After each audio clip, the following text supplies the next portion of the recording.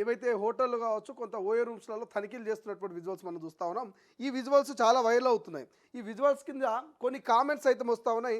సామాన్యులు రాస్తున్నటువంటి కామెంట్స్ మనం చదివే ప్రయత్నం చేద్దాం. సార్ దాడులు తనిఖీలు ఎప్పుడు చిన్నవాళ్ళ మీద పనికిరాని వాటి మీదనే ఉంటాయంటూ ఒక ఆయన తన ఒపీనియన్ చెప్తా ఉన్నాడు. ఓన్లీ పబ్లిసిటీ స్టంట్స్, అసలు ఓయోలో ఏం దొరుకుతుందని తనిఖీ చేశారు అంటూ ఒక ఆయన కామెంట్ పెట్టిండు.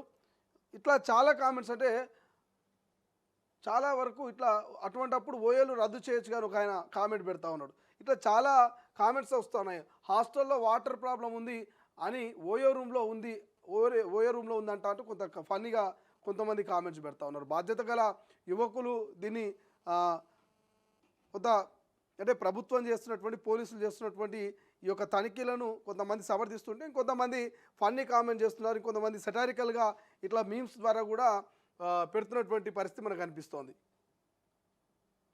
సో ఇవన్నీ చూస్తా ఉన్నాం. ఇంకొక కామెంట్ కనబడుతోంది ఇక్కడ. ఏంది ఇది? సతీష్ కుమార్ అట.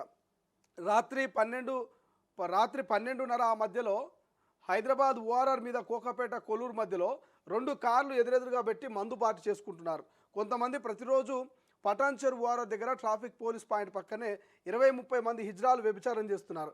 వాళ్ళ చుట్టూ 40-50 మంది యువకులు ఉంటున్నారంటూ ఇంకొక ఆయన కామెంట్ పెట్టాడు. సో ఇట్లాంటివి కూడా కొన్ని జరుగుతూ ఉన్నాయి. పోలీసు వాళ్ళు మరి వీటి మీద కూడా కొంత ఫోకస్ పెట్టాలి. మనం చూస్తున్నాం ఈ మధ్య కాలంలో బర్త్డే పార్టీలు అని చెప్పేసి, లేకపోతే ఫ్రెండ్ గారికి ఉద్యోగం వచ్చిందనో, లేకపోతే ఇంకోది పెళ్లి కుదిరిందనో, లేకపోతే మరి ఎంగేజ్మెంట్ అయిందనో, ఇట్లా చాలామంది యూత్ అంతా అర్ధరాత్రి రోడ్ల మీదకి వచ్చి కార్లను పెట్టి అక్కడనే కొంత మందు తాగడమో, ఆల్రెడీ మందు తాగి వచ్చి మరి ఏదైనా స్టంట్లు చేయడమో, స్పీడ్గా ర్యాష్ డ్రైవ్ చేస్తూ వెళ్ళిపోవడమో, 2 వీలర్స్తో 4 వీలర్స్తో, ఇటువంటివి మనం రెగ్యులర్ చూస్తున్నాం. సో దీని మీద కూడా కొంత ఉక్కుపాదం మోపాలని చెప్పి సామాన్యులు చెప్తా ఉన్నారు.